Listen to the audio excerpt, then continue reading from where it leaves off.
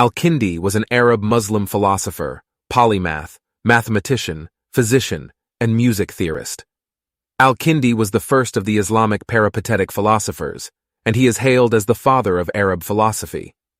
Al-Kindi was born in Kufa, but because of intellectual and scientific activities in Baghdad, he moved there to seek the best education available for his highly ambitious and intellectually curious mind.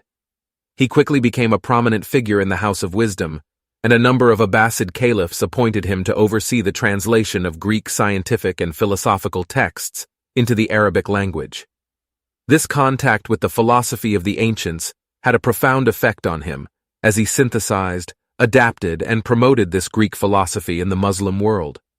After that, he wrote hundreds of original papers of his own on a range of subjects ranging from metaphysics, ethics, logic, and psychology, to medicine, pharmacology, mathematics, astronomy, astrology, and optics, and further afield to more practical topics like perfumes, swords, jewels, glass, dyes, zoology, tides, mirrors, meteorology, and earthquakes. In the field of mathematics, Al-Kindi, along with Al-Khwarizmi, played an important role in introducing Hindu numerals to the Islamic world, and their further development into Arabic numerals, which eventually was adopted by the rest of the world. Al-Kindi was also one of the fathers of cryptography.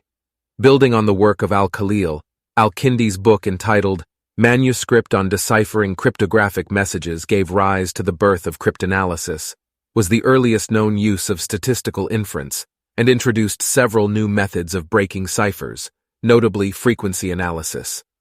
He was able to create a scale that would enable doctors to gauge the effectiveness of their medication by combining his knowledge of mathematics and medicine.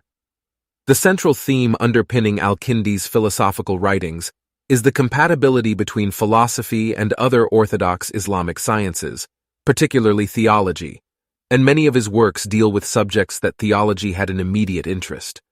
These include the nature of God, the soul, and prophetic knowledge. According to Al-Kindi, the soul is a simple, immaterial substance, which is related to the material world only because of its faculties which operate through the physical body.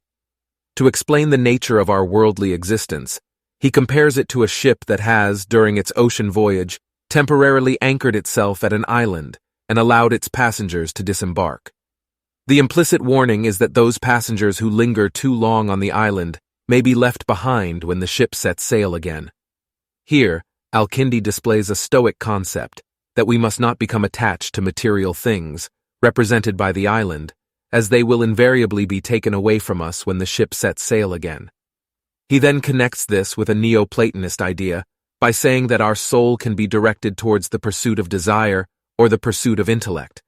The former will tie it to the body, so that when the body dies, it will also die, but the latter will free it from the body and allow it to survive in the light of the Creator, in a realm of pure intelligence. Al-Kindi was also an important figure in medieval Europe. Several of his books got translated into Latin, influencing Western authors like Robert Grosseteste and Roger Bacon. Al-Kindi continued his scholarly pursuits until he died in 873 in Baghdad, leaving behind a rich legacy of intellectual contributions.